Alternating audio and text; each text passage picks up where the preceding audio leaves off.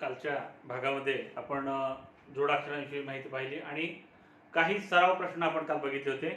सराव काही प्रश्नांचा आपण करून घेतला होता.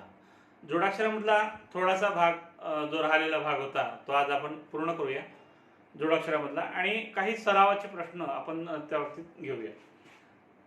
एमपीएससी मध्ये बरेचदा वर्णविचारामध्ये जे बाकीचे प्रश्न येतात, मी तुम्हाला बाकीच्या प्रश्नांचा जसा आपण सराव केला त्यामध्ये व्यंजन मोजा, म्हणजे दिलेल्या शब्दामध्ये किती व्यंजन आहे, शब्दातील व्यंजन किती आहे, तर त्याची थोडक्यात आपण प्रॅक्टिस घेऊ. जोडाक्षरामधला काही भाग आहे तो, आणि पुढे जाऊ. बघा, शब्दातील व्यंजन मोजणे हा एक प्रकार आपण आज शिकणार आहोत. शब्दातील व्यंजन मोजणे. शब्दातील व्यंजन मोजत असताना त्या शब्दामध्ये किती व्यंजने आहेत ते आपल्याला मोजायचं असतं. पूर्वी काही संकल्पना समजून घ्या. र हा जो आहे, र जेव्हा मिसळतो त्याच्यामध्ये कुठल्याही शब्दामध्ये, तर तो 4 प्रकारे लिहिला जातो.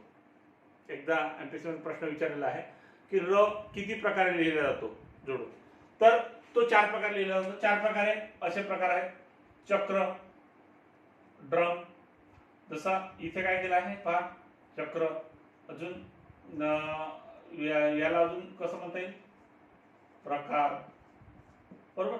र म्हणजे हा इथे बघा, हा र आहे, चक्र. हा इथे लिहिताना, ड्रम लिहिताना ड्रम कसं लिहिलेलं आहे, तर या चिन्हाने इथे दर्शवलेलं आहे. इथे चिन्ह बघा, चिन्ह महत्वाचं आहे. या चिन्हाने इथे र दर्शवलेलं आहे, हे चिन्ह आहे. इथे रफारच्या स्वरूपात म येतो, कर्म, ड्रम. अजून एखादा शब्द याच्या बाबतीत, राष्ट्र, हा एक शब्द येतो, राष्ट्र. कर्म, धर्म, सर्व, बरोबर. म्हणजे र इथे 4 प्रकार दर्शव. आणि इथे बघा, खऱ्या, खऱ्या, सूर्या, वाऱ्या. इथे काय दर्शवला, फक्त एका रेषेच्या स्वरूपात. म्हणजे र दर्शवत असताना तो 4 प्रकारे दर्शवला जातो. एक हा प्रकार, एक दुसरा हा प्रकार, रफार, आणि एक आडवी रेष. असे र दर्शवण्याचे 4 प्रकार असतात. र ज्या शब्दामध्ये मिसळतो त्याला तो 4 प्रकार असा दाखवला जातो. तो हे त्याचे 4 प्रकार आहेत. आता काही शब्द पहा. कृपा, अमृत, अमृत, तृषा. आता हे जे शब्द आहेत, हे शब्द जोड शब्द आहेत का, तर हे शब्द जोड शब्द नाही. लक्षात घ्या, इथे हा र नाही आहे, इथे हा, इथे क च्या नंतर इथे कृपा जर पाहिला तर क, आणि याच्यामध्ये रू हा स्वर मिसळला आहे, कृपा. हे असं झालेलं आहे. म्हणजे जिथे असं चिन्ह तुम्हाला दिसलं तिथे काय असतो, रू असतो. एवढं लक्षात ठेवायचं. रू, कृपा, अमृत, आणि इथे तृषा. तर यापैकी कुठला जोड शब्द आहे, तर कुठलाही याच्यापैकी जोड शब्द नाही. कुठलाही शब्द हा जोड शब्द नाही. जसे हे जोड शब्द आहेत, इथे र वेगळा लिहिलेला आहे, व्यंजन आलेलं आहे, म्हणजे ते जोड शब्द आहे. इथे हे जोड शब्द नाही. तर हे जे आहे, हे इथे कुठलाही जोडाक्षर नाहीये जोडलेलं. लक्षात घ्या, जोडाक्षर यामध्ये नाही. हा भाग आपल्याला लक्षात आला असेल. आता काही आपण नमुने इथे काढलेले आहेत, उदाहरण बघू आपण काही. बघा, कृष्णाष्टमी, कृष्णाष्टमी. यामध्ये आपल्या खाली शब्दात एकूण किती व्यंजने आहेत ते सांगा. एकूण व्यंजने सांगताना सगळ्यात पहिल्यांदा काय करायचं, याची फोड करून घ्यायची. हा काय, पहिले एक एक वाचत जायचं. कसं करायचं ते सांगतो, परीक्षेला तुम्हाला कामी येईल. नंतर तुम्ही तोंडी पण मोजू शकता. बघा, काय दिसतो, पहिले क दिसतो, रू दिसतो, श दिसतो, न दिसतो. हा इथे न ला काय लागलेला आहे, आ आहे, काना लागलेला आहे ना, न ला आ. पुन्हा काय दिसतो आपल्याला, श दिसतो, इथे ट दिसतो, म दिसतो आणि इथे ई दिसतो. पहा, आपल्याला विचारलेलं काय आहे, या शब्दात खाली किती व्यंजने आहे. आपल्याला फक्त व्यंजने विचारलेली आहे, आपल्याला स्वर विचारलेले नाही. मग आता यामधून व्यंजन काढत असताना पहिल्यांदा स्वर आपण वेगळे काढून घेऊ. स्वर किती आहे, इथे 1, अजून 2 आणि 3. म्हणजे स्वर किती आहे याच्यामध्ये, स्वर 3 स्वर आहेत. बरोबर, 3 स्वर आहेत. आता व्यंजन मोजायचे. व्यंजन किती आहेत, 1 1 2 3 4 5 आणि 6. किती व्यंजन आहे, 6. 6 व्यंजने, 6 व्यंजने. आणि किती स्वर आहेत, 3 स्वर. स्वर विचारलेले नाही आपल्याला या प्रश्नामध्ये, तरी पण आपल्या माहितीसाठी आपण पाहतो 3 स्वर. मग 6 व्यंजने आणि 3 स्वर याच्यामध्ये आहे. 6 व्यंजने आणि 3 स्वर. म्हणून याच्यामध्ये मूलध्वनी किती आहे असा प्रश्न आला. जर याच्यामध्ये मूलध्वनी किती आहे असा प्रश्न आला तर मूलध्वनी किती आहे, 6 आणि 3 एकूण 9 मूलध्वनी आहे. मूलध्वनी म्हणजे एकूण त्याच्यामध्ये किती अक्षरे आहेत ते. लक्षात आलं. हा, दुसरं उदाहरण बघू. आता बघा, हे उदाहरण बघा. आता इथे काय काय दिसतंय, सरळ सरळ वाचत जायचं. ल. आता क्ष जो आहे, क्ष मुळातच काय आहे, जोडाक्षर. आणि कशाचं बनलेलं आहे, क आणि श चा. क आणि श, क्ष. बरोबर, क आणि क प्लस श म्हणून काय म्हणतो, क्ष बनतो. तर आता इथे ल. आता क्ष जर आला तर क्ष मध्ये 2 व्यंजन समाविष्ट आहे, म्हणून आपण वेगवेगळे क आणि श अधिक म अधिक दीर्घ विलांटी असेल तर दीर्घ ई ची विलांटी आहे, न. न आहे. अजून अजून काय आहे,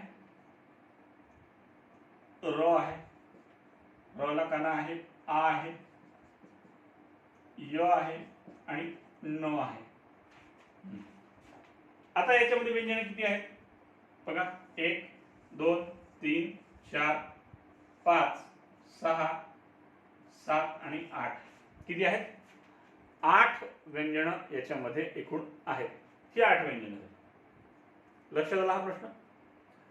आपण करतोय काय याच्यामध्ये की या उदाहरणात जेव्हा व्यंजन मोजतो, व्यंजन मोजत असताना आपण त्या शब्दांची फोड करून पहिल्यांदा लिहून घ्यायची. असा जेव्हा प्रश्न येतो तर त्या शब्दांची फोड करून लिहून घ्यायची आणि कुठलेही काना मात्रा विलांटी हे जे आहे हे अक्षरांच्या स्वरूपात मोजायचे. जसं इथे कृष्णाष्टमी मी जसं मोजलं, क रु श न आ श ट म ई. फार कठीण नाही आहे, तुम्ही सहज याच्यामध्ये मोजू शकता. बघा, तिसरं उदाहरण पाहू आपण. क. क दिसतो, ल दिसतो, अजून प दिसतो, व आहे, रु आहे, क आहे आणि श आहे.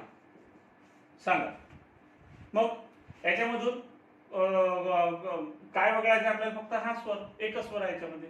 बाकी सर्व व्यंजना 1 2 3 4 5 आणि 6. 6 व्यंजने याच्यामध्ये आहेत. लक्षात आला हा प्रश्न. तर हे जे प्रश्न असतात, अशा प्रकारचे प्रश्न बरेचदा येतात आणि अशा प्रकारच्या प्रश्नामध्ये बरेचदा विद्यार्थ्यांचं कन्फ्युजन होतं. आपलं कन्फ्युजन परीक्षेच्या वेळी होतं. याचा जर तुम्ही सराव केला, एकदा जर सराव जर याचा झाला तर सराव केल्यानंतर हे अगदी सहज होतात. सहज तुम्हाला तोंडी मोजून पण तुम्ही हे काढू शकता, किती व्यंजने आहे, किती स्वर आहे. परंतु शक्यतो पहिल्यांदा सराव करत असताना लिहिण्याची पद्धत वापरायची. लिहून काढायचे, शब्द घ्यायचा आणि शब्दातून लिहून काढायचे. मी सरावासाठी काही तुम्हाला प्रश्न देणार आहे, याच्यामध्ये काही शब्द देणार आहे की ते शब्द तुम्ही लिहून घ्यायचे आहे.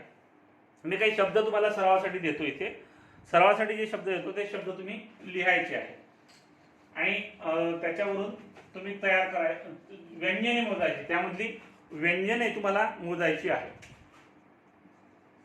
मृगाक्षी, मृगाक्षी शब्द आहे तुम्हाला. अजून चक्रपाणी,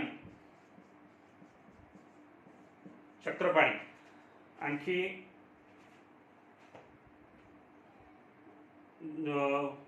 सूक्ष्मदर्शी, सूक्ष्मदर्शी. तीन शब्द आहे, तीन शब्दांचा आपल्याला सराव करायचा आहे, तीन शब्द तुम्ही लिहून घ्यायचे आहे. आता आणखी एक प्रश्न आलेला आहे, असा एक प्रश्न बघू आपण, एक प्रश्न बघू, प्रश्नाचा प्रकार. एक प्रश्न विचारला आहे, अमृत सुज्ञ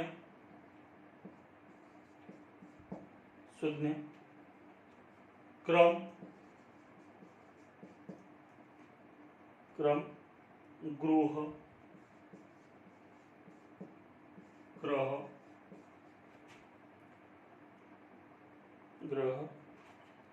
अक्षर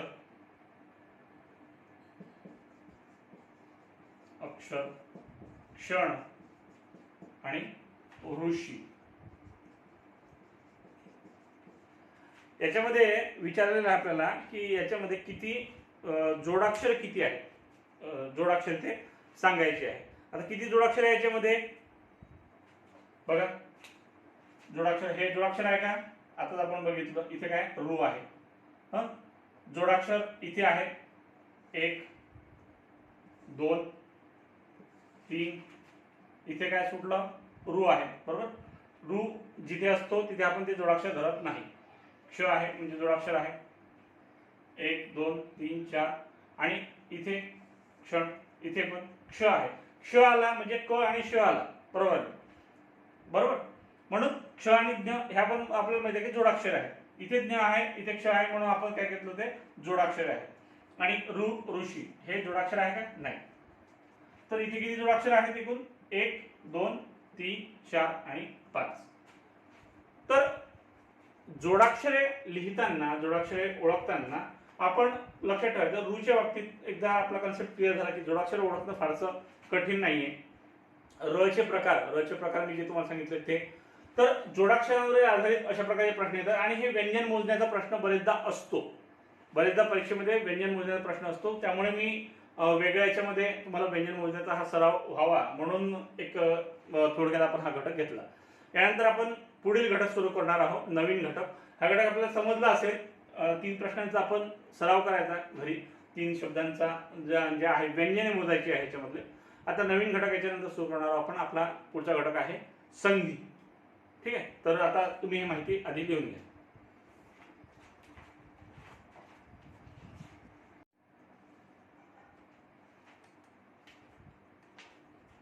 जोडाक्षराचा भाग आपण लिहिला असेल. आता नवीन भाग आपण संधी, नवीन प्रकरण आपण सुरू करतोय. वर्णविचारामधून आपण आता शब्द विचारामध्ये प्रवेश करतोय. वर्णांच्या बाबतीत वर्णविचारामध्ये आपण जो अभ्यास केला, जो सराव केला, तर त्याच्या बाबतीत आपल्याला आणखी सराव करावा लागेल. आणखी सराव केल्यानंतर आपल्याला त्यामधल्या संकल्पना स्पष्ट होतील आणि त्यामधले प्रश्न आपल्याला सोडवता येतील. आता आपल्याला वळायचं आहे संधी या प्रकाराकडे. संधी म्हणजे काय, संधी म्हणजे जॉईनिंग, एक प्रकारचं जॉईनिंग. संधी म्हणजे सांधणे. मग इथे कशाला सांधलं जातं, तर दोन शब्दांना सांधलं जातं, म्हणून याला म्हटलं जातं संधी. जे आपण वर्णविचारामध्ये प्रकार शिकलो आहे, स्वर आहे, व्यंजन आहे, विसर्ग आहे, हे जे प्रकार आपण शिकलेलो आहे, याच प्रकारावर हा भाग आधारित आहे संधी. वर्णविचाराचा जर भाग जर आपला चांगला झाला असेल तर यामध्ये आपल्याला त्याची निश्चितच मदत होते, किंबहुना त्याशिवाय हा भाग शिकताच येत नाही संधीचा. आधी वर्णविचार जो भाग आपला शिकलो आहे, जो आपल्याला सराव दिलेला आहे वर्णविचारामध्ये, तो वर्णांचा प्रश्नांचा आपण सराव करायचा अधिकाधिक. म्हणजे स्वर, व्यंजन, विसर्ग, अनुनासिक ही संकल्पना आपली अगदी स्पष्ट होऊन जाईल. ती संकल्पना स्पष्ट झाल्यानंतर आपल्याला संधी समजणं फार सोपं जाईल. म्हणजे संधी समजायला फार कठीण नाहीये, पण कधी कधी विद्यार्थ्यांना कठीण जातं की संधी ओळखण्यात त्यांना अडचणी येतात, कारण नियम भरपूर पाठ करत बसतात. नियम अजिबात जास्त पाठ करत बसायचे नाही. नियम जास्त पाठ न करता आपण काय करायचं आहे नियम जास्त पाठ न करता त्यामध्ये संधी नेमकी कशी होते हे आपण आज त्याबद्दल शिकणार आहोत. बघा इथे संधीचे 3 प्रकार. संधी नेमकी होते कशी ते आपण बघू. पहा, जसं 2 शब्द आहेत, कवी आणि ईश्वर.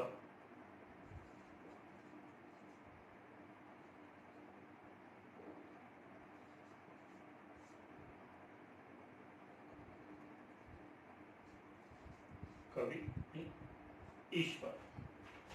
आता या शब्दांची जर आपल्याला फोड करायला सांगितली, जशी आपण मागे जोडाक्षरामध्ये आता याच्या आधी बघितलं की जोडाक्षरामध्ये कशी फोड केली होती, तर जर फोड करायला सांगितली तर आपण कशी करायची फोड? क अधिक ई, क अधिक व अधिक ई, काय आलं? ई. ह्रस्व, विलांटी ह्रस्व आहे म्हणून ह्रस्व ई. इथे शब्दाची फोड करताना ई श व अधिक र. आता ही जी शब्दाची आपण फोड केली, या दोन शब्दांची जी फोड केली आहे, यामध्ये बघा की या शब्दामध्ये फोड केल्यानंतर आपल्याला इथे काय दिसतंय की याची या पहिला जो शब्द आहे, हे शब्द आपल्याला दोन्ही जोडायचे आहे. कवी आणि ईश्वर हे दोन्ही जर शब्द आपल्याला जोडायचे आहे, तर पहिल्या शब्दाच्या शेवटी काय आला आहे? ई. पहिल्या शब्दाच्या शेवटी काय येतो? ई. बघा, ई आला, ई. आणि ईश्वर या शब्दाच्या सुरुवातीला काय आला आहे? पहिला ई. एक ई हा ह्रस्व आहे आणि दुसरा ई हा दीर्घ आहे. आले? मग हे जेव्हा एकत्र येतात, आपल्याला दोन शब्द जेव्हा जोडायचे आहे, दोन शब्द जोडत असताना त्यामधील शेवटचे जे दोन वर्ण असतात ते आपल्याला जोडायचे असतात. मग ते काय असतील? एक तर स्वर असतील, व्यंजन असतील. एकाच्यात स्वर असेल, दुसऱ्याच्यात व्यंजन असेल. एकाच्यात स्वर असतील, दुसऱ्याच्यात स्वर असेल. इकडे व्यंजन असेल, इकडे पण व्यंजन असेल.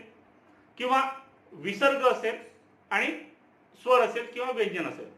मग हेच असतं, इतर काही नाही. जेव्हा आपण शब्दांची फोड जर नीट करू शकलो, मागच्या याच्यामध्ये आपण जसं मी तुम्हाला आधी सांगितलं जोडाक्षरामध्ये, शब्दांची फोड जर आपल्याला नीट करता आली तर त्याच्या शेवटी नेमकं काय येतं हे आपल्याला कळतं. आणि शेवटी जो कोणता स्वर असेल, व्यंजन असा आला असेल, आणि दुसरा शब्द जेव्हा त्याला अटॅच होतो, जेव्हा जुळतो, तर तिथे काय येतं हे आपल्याला तिथे कळतं. म्हणून दोन शब्दांचा जोड जिथे होतो त्याला आपण संधी म्हणतो. संधीवरचे प्रश्न पैकीच्या पैकी मार्गात येऊन जातात, ते चुकवायचे नाही. संधीचे प्रश्न म्हणजे तेव्हा चुकतात जेव्हा आपला वर्णांचा सराव कमी झालेला असतो. वर्ण या भागामध्ये जोडाक्षरांचा जो याआधी सराव दिला, अजून तुम्हाला सराव करायचा आहे. शब्दांची फोड जर तुम्हाला व्यवस्थित करता आली, कुठल्याही शब्दांमधील व्यंजन काढणं, स्वर काढणे, हे जर तुम्हाला समजलं, शब्दाची फोड जर व्यवस्थित करता आली, तर संधी हा प्रकार अजिबात कठीण जाणार नाही. बरोबर? तर याच्यामध्ये एकतर तुम्हाला स्वर आणि स्वर येतील, म्हणजे पहिल्या शब्दामध्ये स्वर, दुसऱ्या शब्दामध्ये स्वर, अशा प्रकाराला म्हणतात स्वरसंधी. बघा, पहिला प्रकार स्वरसंधी. जेव्हा स्वर आणि स्वर एकत्र येतात, स्वर आणि स्वर. बरं, आता इथे हे उदाहरण आपण पूर्ण राहिलं, हे बघू की पहिले ई आणि ई. इथे ह्रस्व ई आहे, इथे दीर्घ ई आहे.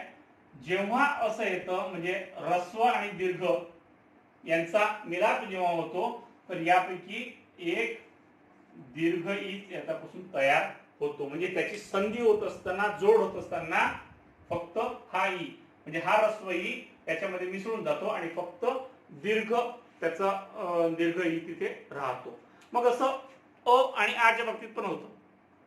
ह्रस्व स्वर आणि दीर्घ स्वर म्हणजे जे सजातीय स्वर आहेत, आपण मागे पाहिलं सजातीय स्वर अ, आ, ई, ई, उ, उ, ज्यांची उच्चारणासारखी ते झाले सजातीय स्वर. आपण या आधीच बघितलं आहे, सजातीय स्वर आपण शिकलो आहे. मग असे सजातीय स्वर जेव्हा येतात, तर ह्रस्व स्वर आणि दीर्घ स्वर जर आला तर तिथे शेवटी काय येतो? जोड करताना त्याचा दीर्घ स्वर येतो. मग हे लिहिताना कसं लिहिता येईल? कवी आणि ईश्वर हे जर शब्द जोडायचे आहे, या दोन्ही ई बद्दल काय तयार झाला? एकच ई तयार झाला. म्हणून हा शब्द कसा तयार होईल? कवीश्वर.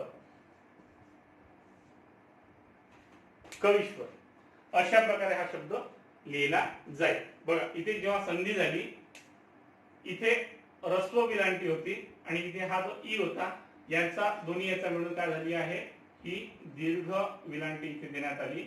म्हणून इथे आता हा एक शब्द तयार झाला आणि काय झाला? कवीश्वर.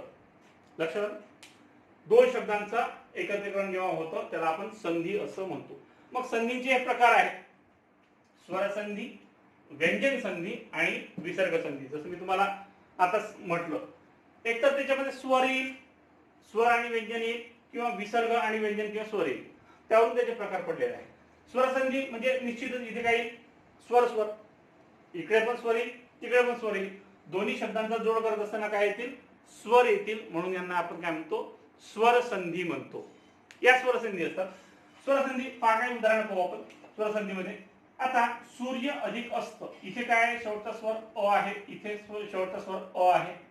अ आणि अ मी आताच सांगितलं तुम्हाला की जेव्हा दोन रस्व किंवा एक रस्व आणि एक दीर्घ जरी आला तर त्याच्याबद्दल काय येतं, त्याच प्रकारामधला दीर्घ स्वर, याचा काय होईल आ. म्हणून बघा सूर्यास्त एकसंधी करताना इथे अ आला आहे, इथे आ आला आहे, एकाच त्याच्यामधले आहे, म्हणजे सजातीय स्वर आहे. सजातीय स्वर आहे अ आणि आ उच्चारताना सारखे असलेले. याच्याबद्दल काय म्हणेल, निश्चितच इथे काय म्हणेल आ. म्हणून बघा देवालय, देव अधिक आलय बरोबर देवालय. आता इथे आ आहे आणि अ आहे, इथे आ आणि अ म्हणजे दीर्घ आणि ह्रस्व दोन एकत्र आले, इथे काय होईल, तयार होईल आ. विद्यार्थी संधी होताना बघा इथे काय आहे, शेवटी ई आहे आणि इथे पण काय ई आहे. जेव्हा दोन ह्रस्व स्वर येतील काय होईल तयार, दीर्घ विरांती मुनिच्छा.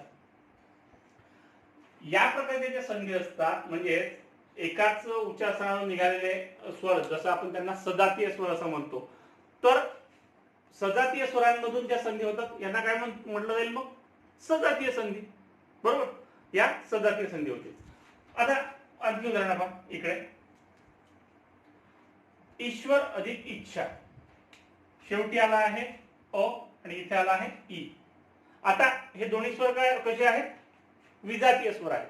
विजातीय स्वर, इथे सजातीय स्वर पाहिलं, विजातीय स्वर अ ई आणि याच्यामधून काय तयार होतात, काय तयार होतो ए. काय तयार होतो ए. मग काय येईल, ईश्वरेच्छा. गण अधिक ईश, अ आणि ई जर एकत्र आला तरी काय तयार होतो, एस तयार होतो, गणेश. शेवटी अ आहे उ आहे, अ आणि उ ओ. आ आणि उ जर एकत्र आला तरी ओ. लक्षात घ्या इथे औ शक्यतो कमी तयार होतो, अ आणि उ एकत्र आले तर काय तयार होतो ओ. चंद्रोदय, चंद्र अधिक उदय बरोबर चंद्रोदय. महा अधिक उत्सव, आ अधिक उ बरोबर काय येतो ओ, महोत्सव. इथे आता जेव्हा रूच्या बाबतीत लक्षात घ्या, रू जो आहे, रू हा एक स्वर आहे, इथे शेवटी आलाय अ आणि इथे आलाय रू. जेव्हा अ आणि रू एकत्र येतो तेव्हा इथे संधी करत असताना त्याचा अर्र होतो, अर्र. म्हणून देव अधिक ऋषी बरोबर काय झालं, देवर्षी. अर्र, अर्र हा उच्चार त्याच्यामध्ये येतो. हे स्वरसंधीची काही उदाहरणं आहे. ही स्वरसंधीची उदाहरणं आधी आपण लिहून घ्या. एकदम जास्त नियम पाठ करायचं याच्यामध्ये काम नसतं. इथे समजून घेण्याचा भाग सगळ्यात जास्त महत्वाचा आहे. इथे जर आपण समजून घेतलं तर आपल्याला लक्षात येतं. लिहून घ्या आधी हा भाग आणि नंतर पुढील भाग शिकून जा.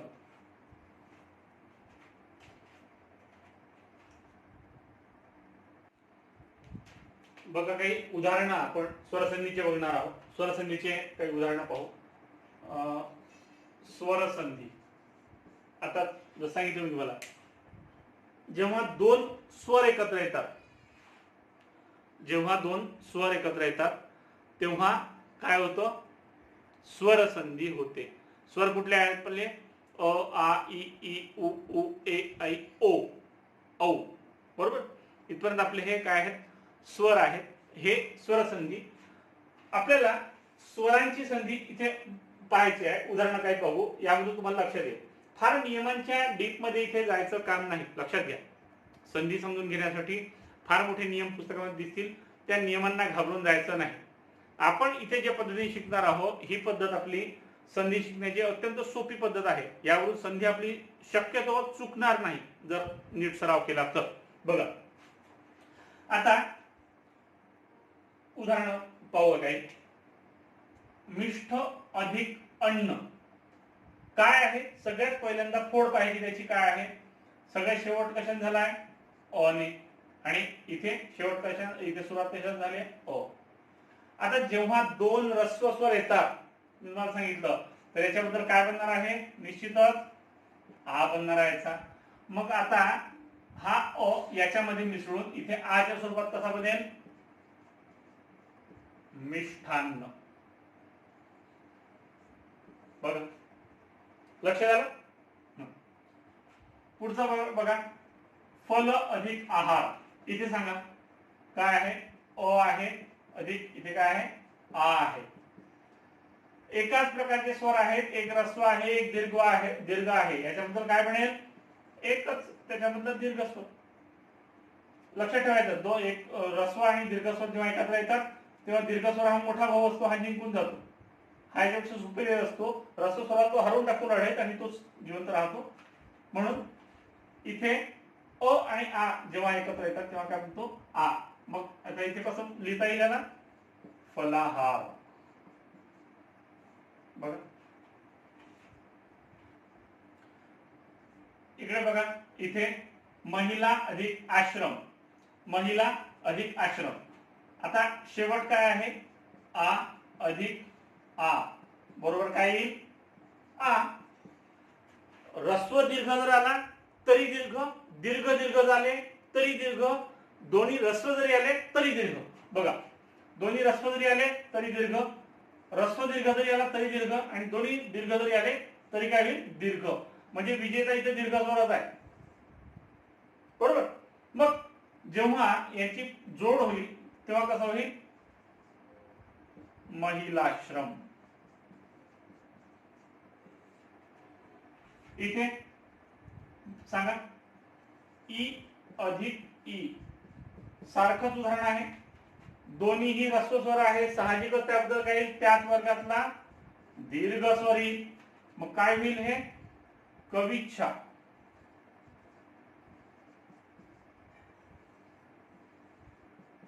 कविच्छा. लक्षात आलं. इथे बघा, ई आहे ऱ्हस्व स्वर अधिक इथे दीर्घ स्वर आहे, काय येणार आहे, दीर्घ स्वर येईल.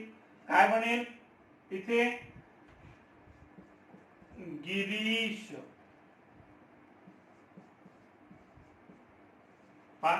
इथे काय होता, ऱ्हस्व स्वर होता, इथे काय झाला, दीर्घ झाला. कारण जेव्हा ऱ्हस्व आणि दीर्घ मिळाले तेव्हा काय झाला, दीर्घ स्वर याच्यातून तयार झाला.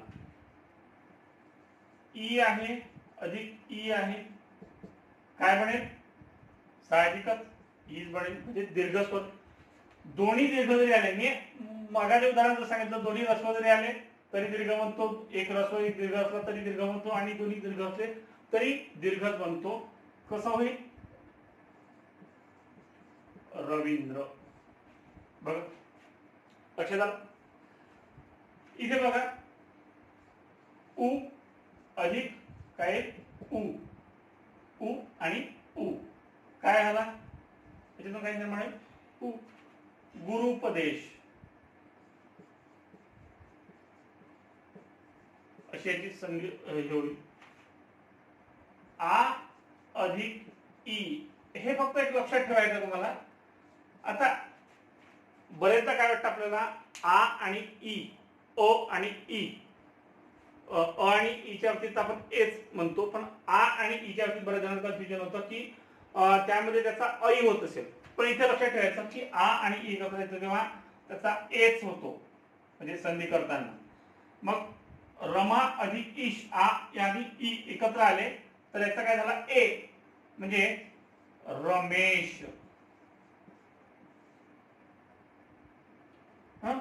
आणि इथे बघा, आ अधिक उ एकत्र आले, आ आणि उ जेव्हा एकत्र येतात याचा ओ बनतो. आ उ असा जर उच्चार वाटत असला, आऊ जरी वाटत असला तर काय बनतो, ओज बनतो. हे दोन लक्षात ठेवण्यासारखे आहे, हे आपल्याला लक्षात ठेवायचे. हे बाकीचे सहज लक्षात राहतात, पण हे जे दोन भाग आहे इथे आपलं कन्फ्युजन वाढू शकतं, कन्फ्युजन होतं, म्हणून लक्षात ठेवायचं. हे भाग जे आहे हे आपण लक्षात ठेवायचे. इथे आ आणि ओ एकत्र आला की काय बनणार आहे, ओ बनणार आहे. मग याचं काय होईल, धारोष्ण. काय झालं, धारोष्ण, ओ. तर काय बनलाय, ओ. तर या संधी आपल्याला लक्षात आल्या असेल. आता एक माहितीसाठी तुम्हाला एक 12 खडी आपली लक्षात ठेवा. फॉर एक्झाम्पल क, का, की,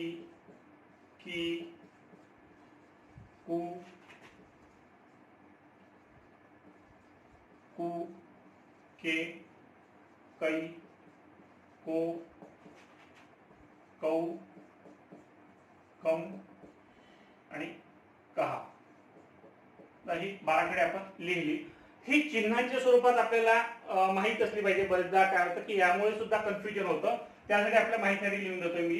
इथे क म्हणजे हा मूळ व्यंजन आहे. इथे आपण याचं चिन्ह नाहीये.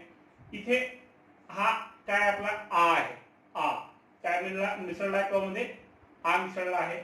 इथे ही म्हणजे हे जे चिन्ह आहेत, हे जे चिन्ह आहे त्याचे हे चिन्ह म्हणजे हे काय आहे. हा आ आहे. आ मिसळला आहे. इथे काय मिसळला आहे. ई मिसळला आहे. हे चिन्ह म्हणजे इथे दीर्घ ई मिसळला आहे. इथे उ आणि इथे उ. इथे ए मिसळला आहे. बरेचदा याच्यामध्ये कन्फ्युजन होतं की मात्रा कशी येते. तर ए म्हणजे एक मात्रा आणि ऐ म्हणजे दोन मात्रा. ओ औ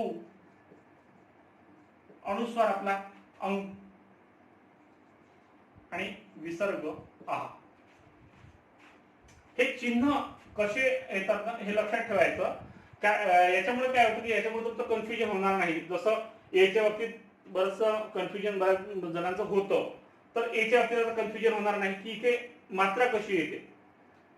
तर ए म्हणजे काय झाली आपली एक मात्रा आणि ऐ म्हणजे ऐ जर आला तर दोन मात्रा होईल. म्हणजे संधी करताना एक लक्षात ठेवायचं की आपल्याला रमेश असं नाही होत. आ आणि ई इथे काय होतं ए होतो म्हणून रमेशच होईल. एकच मात्रा येईल. तर ही जी बाराखडी आहे ही बाराखडी आपण लिहून घ्या. ही लक्षात ठेवा. म्हणजे आपल्याला संधी या भागामध्ये ही लक्षात येईल. म्हणजे याच्यामध्ये मदत होईलच. परंतु इतरही भाग जेव्हा आपण शिकणार आहोत याचे तर त्याच्यामध्ये सुद्धा आपल्याला मदत होईल. तर हे काही स्वरसंधीची उदाहरणं होते. स्वरसंधीचे नियम फार पाठ करत बसायचे नाही. अ आणि आ आला तर ई होतो. अ आणि आ आला तर आ होतो. हे नियम पाठ करण्याच्या भानगडीत अजिबात पडू नका. त्यामुळे तुम्हाला ते कठीण वाटेल. संधी शिकत असताना ते कठीण वाटेल. संधी शिकत असताना फक्त याचा सराव करा.